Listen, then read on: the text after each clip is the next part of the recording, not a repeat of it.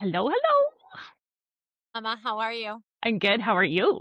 I'm good. I'm good. It's good to see you. Good. To our audience, welcome to Midlife with Mystics and Misfits. We are on episode number 3 Yes. already, which It, is amazing. it's crazy. Amazing. I know.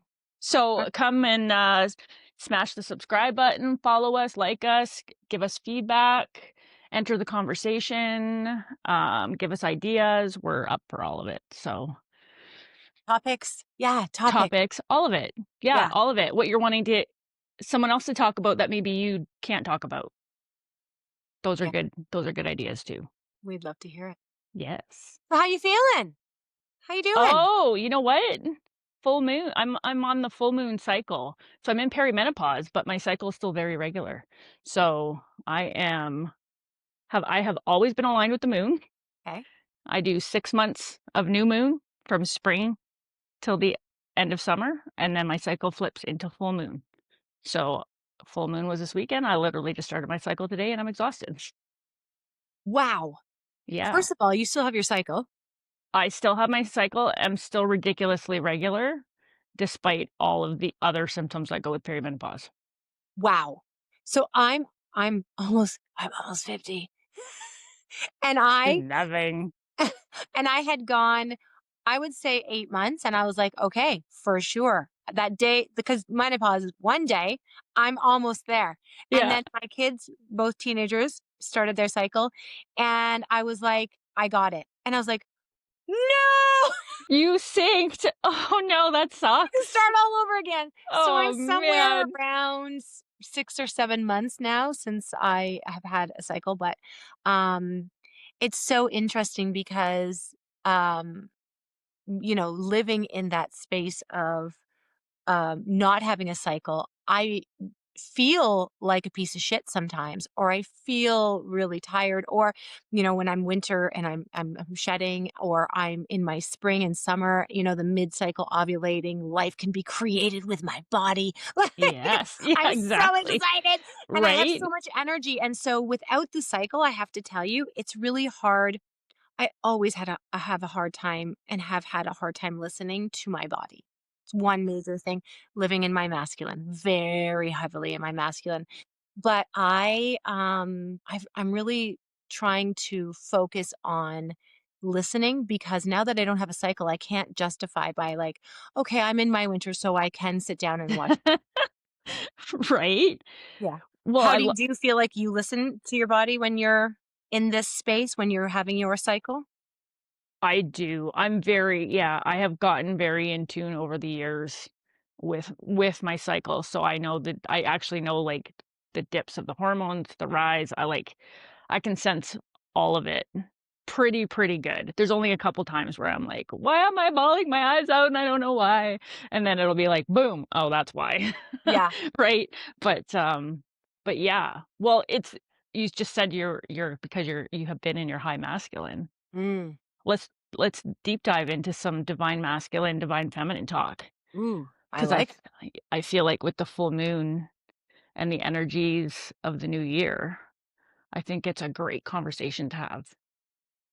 I think so too. It's so interesting because I actually meditated on this. Oh, You had brought it up, I think, in the last episode. And so I was sitting with it a little bit. And I know one of the biggest things that I have always looked for in a relationship or a partnership, especially romantic partnership, has been somebody who would help me sit in my feminine, because I've mm. always lived so firmly in my masculine. Growing up with just women, it was my mom, single mom. I had a sister and myself, and there was no masculine to do the Someone had to masculine, take the role on, but I had to do it. right? And so, it just had to get done, and things, the control, decisiveness, being very present, being very direct. These are the things that I've, get the shit done because it needs to get done. And so, I've always looked for that in relationship. And what I realized the other day in meditation was, I guess maybe it was yesterday, was that I really actually need to get that permission almost within self first to accept and hold space like in the masculine, because that's what the masculine does, but to sit in my own feminine before I allow others, because I don't let others, let's be honest. What do right? you think? Do you what how do you in relationship, where do you normally sit?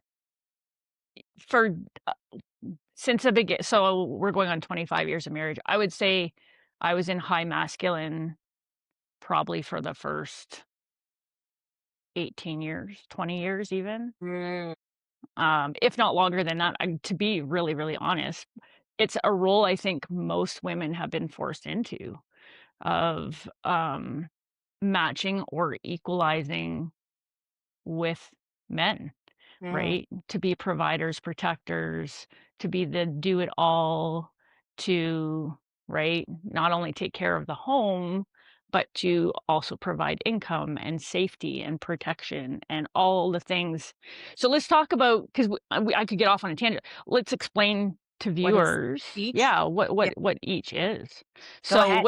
Yep. what's divine feminine to you? Like what is the essence of being Soft, giving, soft? receiving, Mhm. tuition, really just focusing on expression and desire, magnetism. It for me, it feels like being able to be messy, live in chaos, because the masculine for me is that container, that discipline, that um conscious, dependable, reliable. Do you know what I mean? Like it feels Yeah. that's how I kind of what about you? What do you feel? What is your definition? It's very much the same. Mm, I mean, we all hold divine feminine, divine masculine in both of us, which is yeah. great. It's a Yeah. yin and a yang within us, so we can float between both. But in order to be able to be in our divine feminine, we do need to feel held, and we need not only a sense of physical safety, but a sense of emotional safety to be the messy, emotional, feminine beings that we are, that we've Mm, always been through ancestry, which allows us to be the healers and to really be the holders of the entire container mm, of life, because that's what the divine feminine is, right? To be soft, to be able to make things beautiful out of being able to be really soft. mm, And the divine masculine for me is the one that provides that safety, not only physically, but emotionally as well. mhm, Um, to be able to provide support in all ways, like not just monetarily, that's something any of us can do, but to be able to provide support on all levels. Um, and the divine masculine is a leader, yeah, is someone who can lead while a woman softens. And it's not saying, I know there's going to be arguments out there about, submission and stuff like, and submission to men and da da da da da da da. Well, when you have a divine masculine that is so well into their masculine, being able to submit is not submit to them, it's being able to surrender to yourself, to your mhm, own femininity and your own beauty and all of that within. So right, it's an interesting thing to come out of being high masculine, and I know you know how that feels, right? And to try to sit in divine feminine, it's very uncomfortable at first. I don't know about you, but I found it extremely uncomfortable to I don't even to think that I don't think that I've ever really led with that. I think I've sat in the masculine and then allowed for a little bit of a tendency of falling into the feminine, but I don't think I've ever led with the feminine. And I think that is where I've wanted to be. That's where I feel most at home. I'm very intuitive. I mean, yeah. I spirit comes to me. I Yeah, try you're a beautiful medium. well, I try to trust and I, we said, "Jesus, take the wheel." We've said that in a previous Yeah. podcast. And yet the masculine, this yin yang of us, it doesn't allow me to lead with that.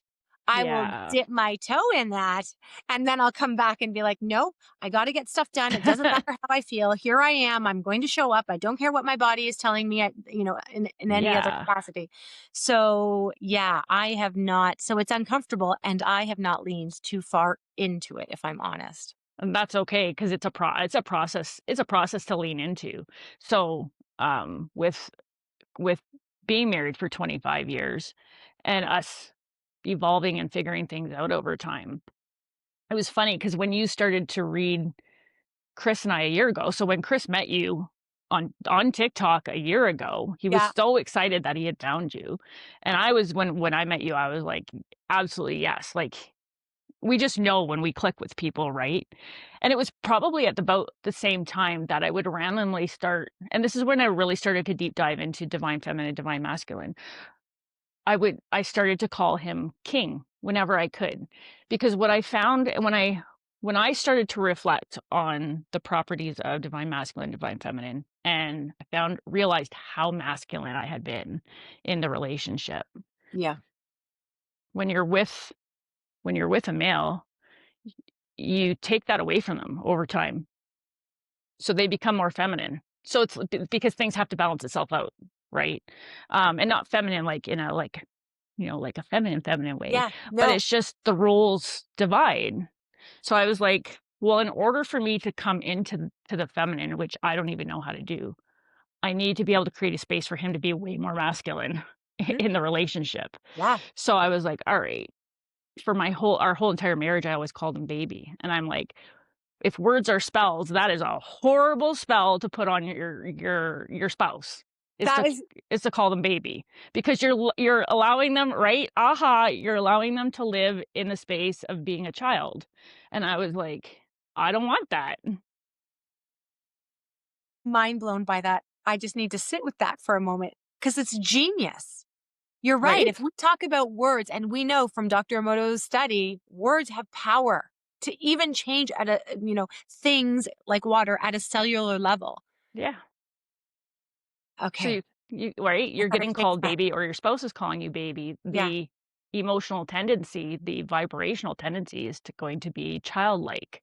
It's not a term of endearment. It's cute, but it's not an adult great term of endearment. Mm. So I changed, and I started to call him king in very random small ways through text and stuff like that. He didn't even notice probably for the first 6 months. Wow.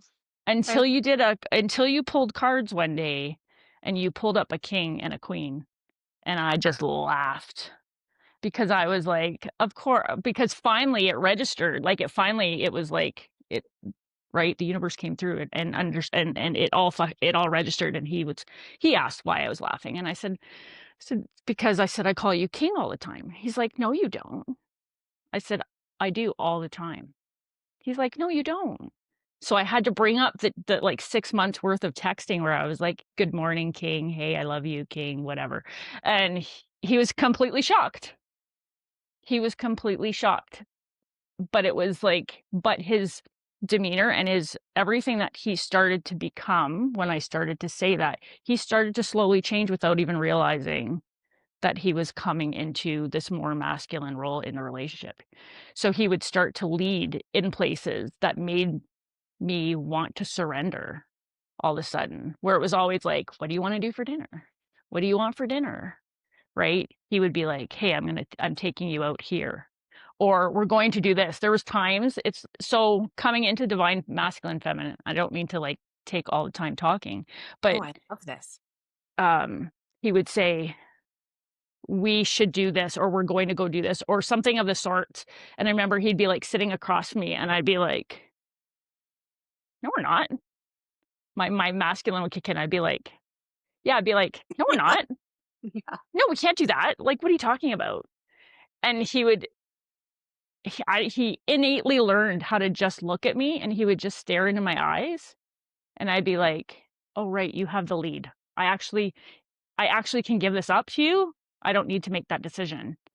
And it got to the point where it was so comfortable to be able to allow him to make more decisions and give up some of that control, and it was freeing because it allowed me to become more intuitive, and it freed up my mind to allow more intuition to come in and to The really logic could go. the logic could go Mhm. and be, yeah, because logic is very Here, masculine only here. thing. Yeah, Yeah, exactly. I finally could come back into my heart yeah, and into my gut. yeah. And so it would happen every so often where it would, for me, it would kick in, my high masculine would kick in. And now he has this sultry look that he knows he can give me. And I'm like, right. I don't need to make that decision. I can surrender it to you and be fine. And guess what?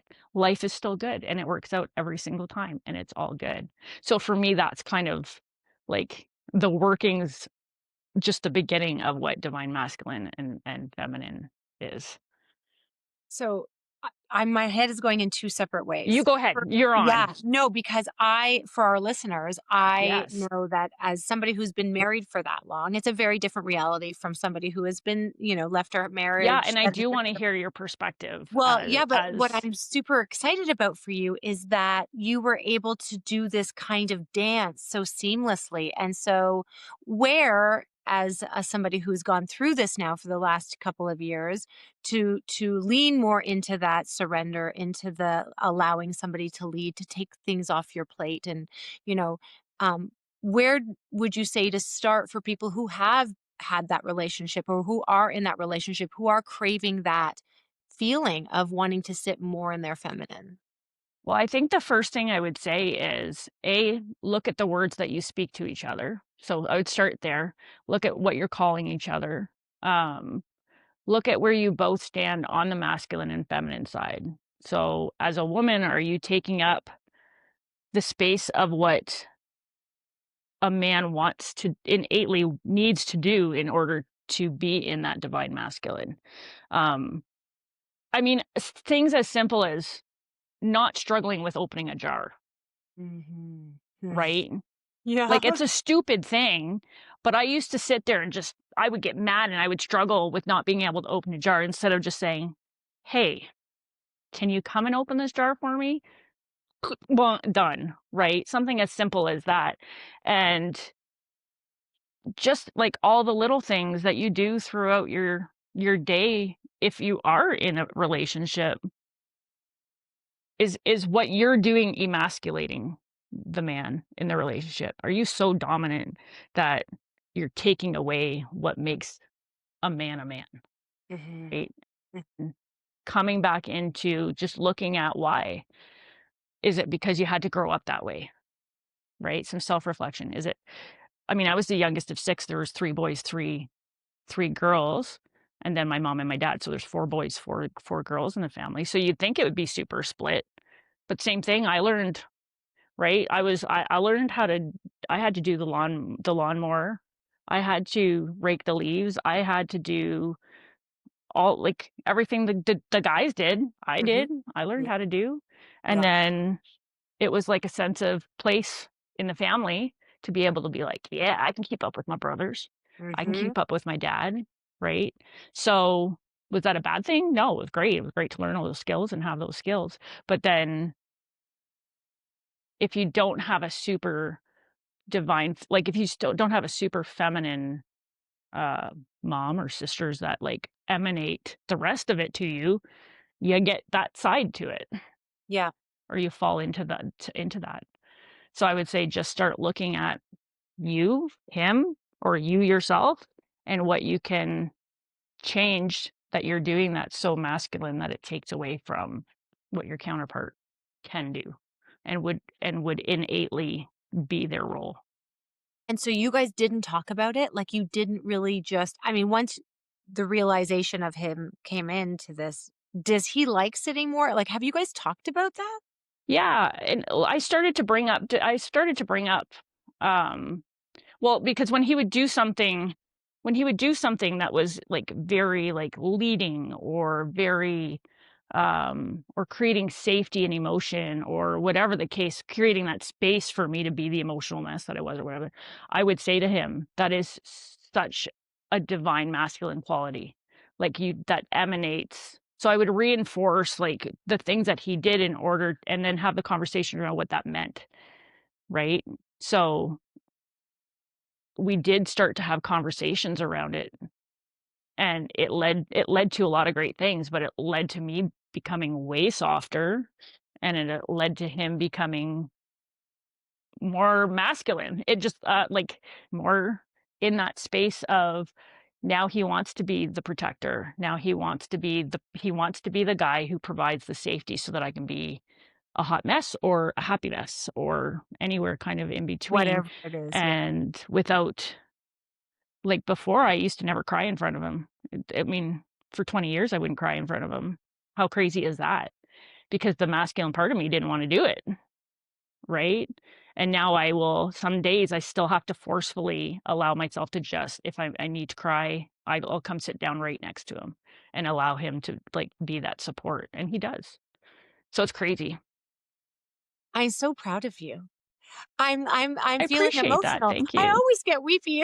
Oh, I love you. I You know love you so why? much. And it's so interesting because you said to me, and I think it was in our first podcast about, let me just make sure I get it right. You had said that you found it difficult to sit and meditate. And so when you think about the act of meditating, it's the rock, it's the steady, it's the focused, Mhm. it's the masculine. And Yeah. so when you think about meditation and how you have now learned other ways to meditate rather than sit, focus, be that rock, because you have so firmly landed in leading with the feminine. Sure, you can pull them out. We all have that yin yang, Oh, we all have both. always. You can always go back and Yeah. allow yourself to hold space or be that rock for your own femininity, right? Which is Yes. and why I think you're so able to lead with that. But I wanna be like you. Ah! Well, you're totally on, but you're totally on the path of that. Otherwise, I we wouldn't be talking about it, right? Yeah, I'm And working on it. I think you know what? And I think all listeners are. Like, I think our listeners that listen to this, to a degree, will understand it, to a degree will be curious about it, and I hope people deep dive into it even more outside of this, and find the resources to really unfold what that looks like. But like, if you go back to if you go back to ancient times with the gods and the goddesses, whether real or mythology, and I mean, in my soul, definitely all happened in real. I mean, they were all the embodiment of divine masculine, divine feminine, Mm, right? And then somewhere along the lines got blurred, and that all stopped, right. Yeah, right? yeah, So and deep dive. That's my suggestion, is keep deep diving further and further into it.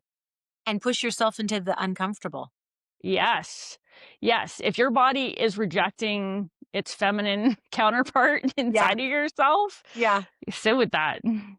yeah. Sit with it completely.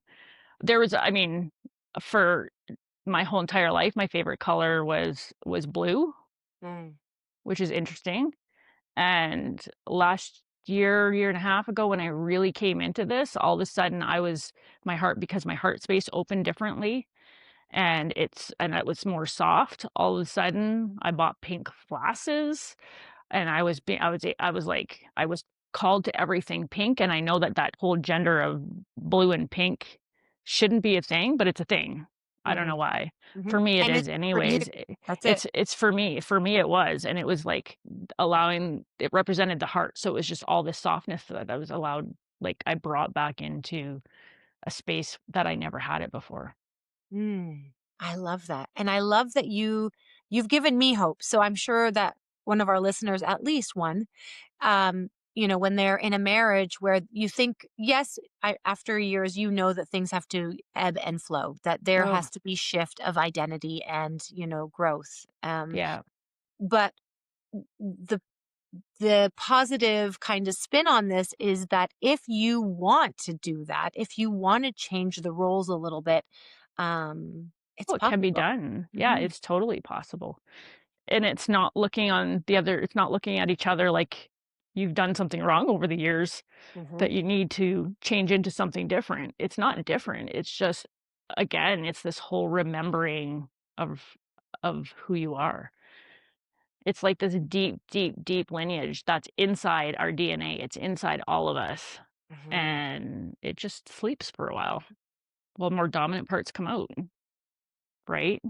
For whatever reason, right? For whatever reason. Well, Yeah. and I mean, it serves us. It always everything always serves us. The good, the bad, the ugly, everything always serves our our our beings in some, fashion, in some way, right? So whatever our addiction is, which is, can be chaos, it can be control, it can be whatever.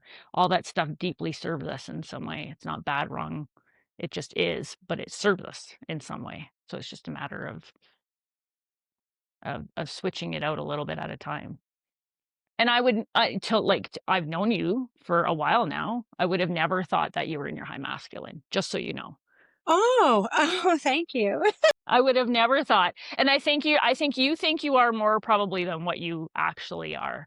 Well, With I do think that the last couple of years has been a huge transformation for me as well. mhm. And I think I've spoken to it with, even the control talk. When I let go of control, when I used to be like an elephant in a china shop, and I would go and get exactly what I wanted, no matter if it was for my highest good. That's my masculine. I'm going to get it. I'm very decisive. I'm very clear. I'm very logical. And so I have given up a lot of that, and I try to trust more in divine, in myself, in my intuition, in my gut, whatever it is. And so but what I did feel, what resonated and what came through meditation was that I'm still leading from the masculine perspective. I'm still hyper masculine and just flitting in. And so what I'm going to try to shift is moving firmly into my feminine and recognizing I can go back there at any time. And I Yeah. am going to choose to, because like you said, crying. I had a moment the other day with somebody and I was like, and that's why I'm like, when I say I'm weepy, I'm like, I'm weepy because I feel like I need to cry, but I won't cry. I won't. Oh, Um, yes. and Girl, so I'm gonna have you crying. what is this water coming out of my eyes? It was so funny. Oh, Gosh. yeah, they were like, "Yeah, those are called tears." I was like, "Tears? No, they're not." No, that's so yeah, right, that's so masculine coming Yeah, out for sure. that's what it is, and so Yeah. I'm gonna start leading into the silly, and, I've been told, we've all been told the stories about not, firm up, don't cry, don't be a baby, do this, and so Yeah.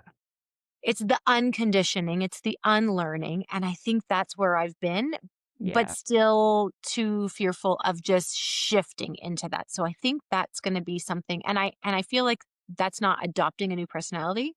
It feels like it's actually just coming back home. It is totally coming it's your remembering. Yeah. It's beautiful. Like, Yeah. it's beautiful. And the more you cry, the more you pat yourself on the back and be like, Okay. I'm coming home to it. I'm coming Uh, home to it." It's so weird when you stop crying and you get out of that space of being able to be able to do it is like a whole layer of shedding all on its complete right. different level on its own. And So I've had many friends that have been at that space, and then they hang around me long enough, and they'll cry at a tea commercial. It's all good. It's fine. Well, we listeners know will be like, "Why this woman, all she does is cry." seriously, there was a full year. I think it was 2022. I think there was a full year.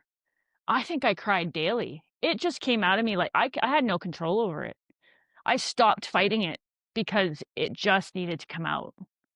And beautiful Karen, she would just be like, "It's beautiful. It's so good." She's like, "I can't do it. I wish I could." She's like, "Let it go and let it flow." And I stopped questioning why. Stopped questioning what it was. I didn't crucify for myself. I would literally just break out crying and let it flow out of me like waterworks, and then it would be done. But it was like daily, I swear, for a year. Like, and it was like the releasing. It must have been just the releasing of a lot of stuff that Yep. needed releasing. But for the first while, oh, I was mad. I would be crying and I'd be mad because I'm like, "Why am I "Why are crying? you doing this?" Why are you doing this? I'm not supposed to be crying, right? "Me Oh, I too." gotta toughen up, and I'm not supposed to be doing this and everything else." And Yeah. weeks went by of it, and then I'm like, "Well, apparently I'm supposed to be crying." I'm like, I get it, universe. You're not going to give me any other choice other than I'm going to Oh, have to sit here and cry. Like, yeah. I have like nothing. I never thought I was broken. I never thought there was something mentally wrong with me. Nothing. I just Mm, knew that this is what needed to happen. So I let mm. it happen. And then one day it just stopped. You would shed all the tears you needed to shed. Apparently, yeah. Yeah, exactly. And I'll still often do it now, and I'll still often call Karen and be like, "Oh, I just don't understand why I'm crying." She's like, "You don't Mm. need to. You don't need to." It's great to have that Because tribe, that tribe yeah, you can call and be like, "Okay, am I crazy?" But then what is she doing? She's stepping in that masculine. She's stepping into that space, that holder for you, that rock of being, yeah, "Nope, you're good." Which is why it's so beautiful to be able to flow. How I or any of our listeners or you for yes, years, how we got stuck there. And again, it's the conditioning, it's societal, it's living in this man dominated world of where we were I mean, with my own children, I have really tried to focus on listen to your body. If yeah, you are in your, winter and you're shedding and your seat in your cycle, you're going to be tired. And that's okay, but it's just a go go go go go. And so it's hard because we do work every day. We work, mm, a certain amount of yes, hours. Women can't say, because we fought for equality, because I'm a big feminist too. We fought yeah, for equality and we want to yeah, work. If we want to work, we get to work. But it's exactly. it's this pendulum of now, okay, so yeah, we did that, but that's not feeling like it resonates anymore. So coming No, back to yeah, it's gonna come exactly. It's gonna come back to center again. mhm, Our mhm, cycles, our earthly cycles, our universal cycles are exactly that. They're just these big pendulum swings. mhm. And And so we're so lucky enough to be on the cool pendulum swing of it going the other way. I know. I love It that. it's so cool. And you had said, which was maybe some of our listeners might not have heard of Mhm. it. You said you sync with your cycle. Um, and so maybe explain what that meant. The moon cycles, the lunar cycles. Oh, the lunar cycles. I didn't recognize that I actually was and so until I really came into like after my dark night of the soul and I started to really deep dive into um all the different all the different ancient ways of being that there were. I'm super big on ancient history. I Mm, love anything to do with ancient history because I I feel like and I learned this last night and I'll get into that in a second, but I feel like I have an innate resonance of what the truth is and like where I can read between the lines of what's been taught and what's there in the books and what's there. It's weird. I can't describe it. It's just who I am, but there's like this truth beacon that I get. So I started to do this deep dive on all these different subjects and stuff like it's your that. intuition. It's my intuition. Yeah, I guess it's my intuition, but it's like I feel like it's like a different part of my intuition. It's so weird. It's like, yeah, I like it. It's a really cool part of my brain of like my being. I don't know. It's really Yeah. cool. So when Yeah. I started to deep dive into astrology and everything like that, I started to notice that I every cycle I literally would start for years and years and years on a new moon or on a full moon, like the night of. So then I started to question why that was. And this will be another podcast. But if we go back into the ancient calendars and things like that, there used to be 13 months, there used to be 13 moons. January 1st wasn't the new year. Like we were in sync with the lunar calendar for Mhm. everything, for gardening, for picking herbs, for making herbal remedies, for it's why they called us witches, because we were very in sync with what was going on above us, as above, so below. So Mhm. my body has just naturally always sync with that. And I've watched it year after year, 6 months new moon, and then I miss a month. I miss a full month until it syncs up with the full moon. Every Hmm. year like clockwork. Wow. Yeah. Yeah. Like so crazy. So, yeah, so it's interesting if you look at your cycle and then you go and you deep dive in astrology to see what your cycle and where it lines up with the moon cycle, where you're at. It all ties together. It literally will probably give you like this profile of exactly who you are every single time and where you're at in the stage of life that you're in. It's really neat. And that's why I miss my cycle, not just for the estrogen and the progesterone, Yeah. because I miss it for them too, Right? but but I miss that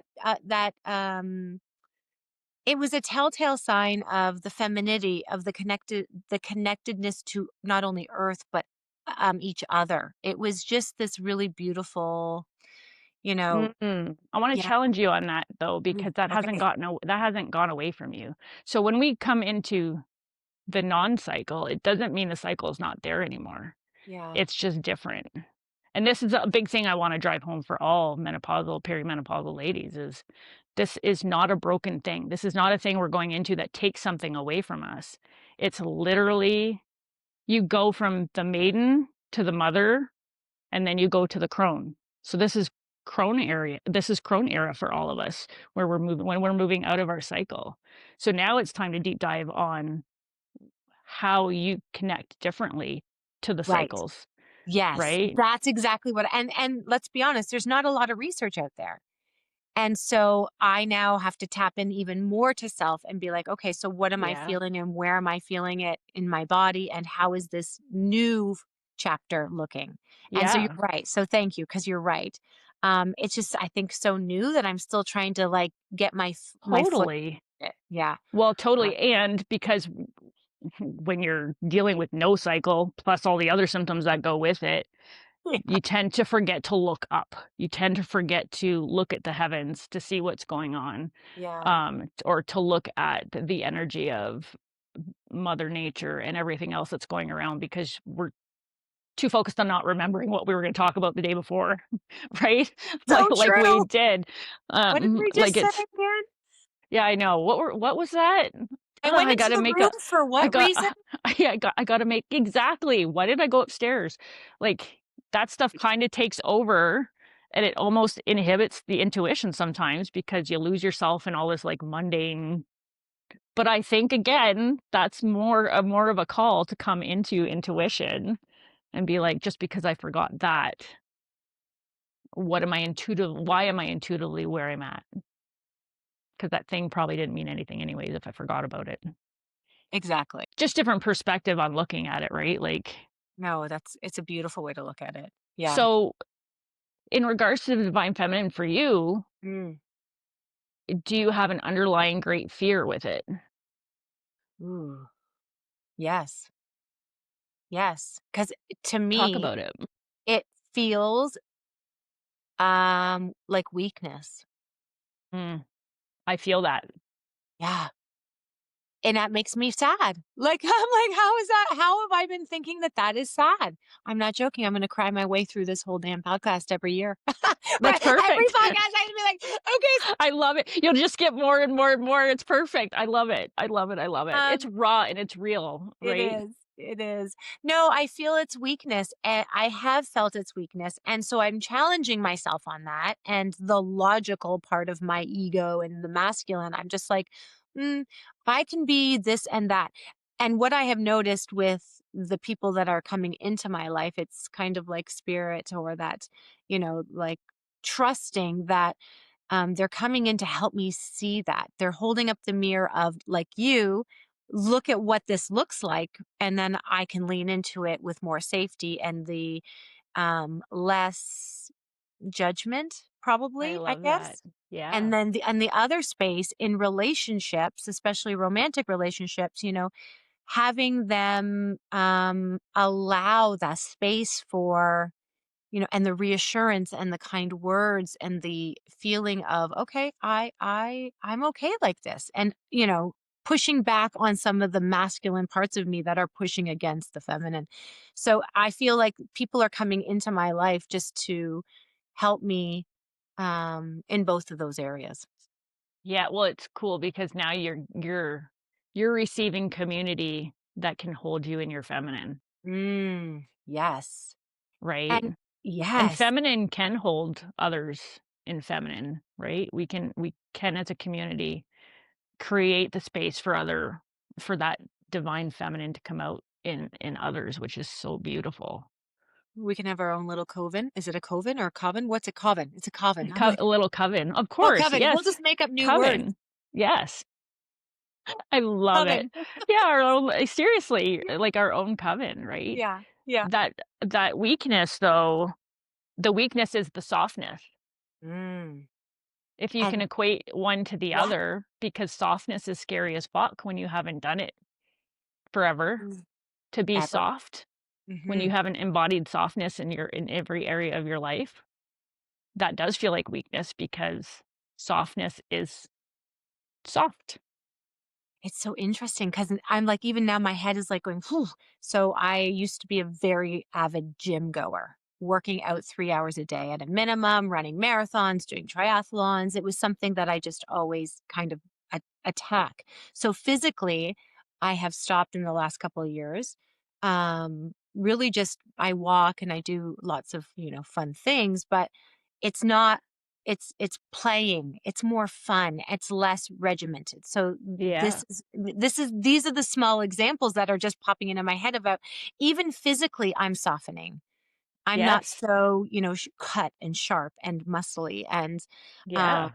and so yeah, I'm doing good. You're amazing. Are you kidding? You're absolutely amazing. You're so good.